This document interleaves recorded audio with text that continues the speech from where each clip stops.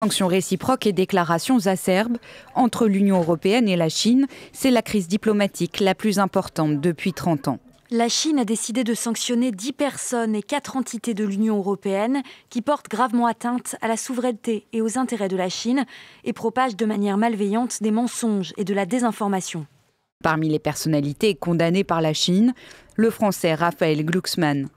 L'eurodéputé est engagé de longue date dans la lutte contre la répression des Ouïghours, une minorité musulmane au cœur des sanctions imposées ce lundi par Bruxelles sur Pékin. Dans la région chinoise du Xinjiang, il serait 1 million de Ouïghours à être détenus dans des camps de concentration. Une atteinte aux droits de l'homme, selon le ministre des Affaires étrangères de l'Union européenne. Lundi, Joseph Borrell annonçait durcir et mettre en place des sanctions à l'encontre de la Chine, gel des avoirs et interdiction d'entrer dans l'Union européenne. Cela inclut 4 personnes et une entité chinoise qui ont eu un rôle actif dans la conception et la mise en œuvre de la politique chinoise dans la région du Xinjiang. Plutôt que de changer ses politiques et de répondre à nos préoccupations légitimes, la Chine a fermé les yeux et ces mesures sont regrettables et inacceptables.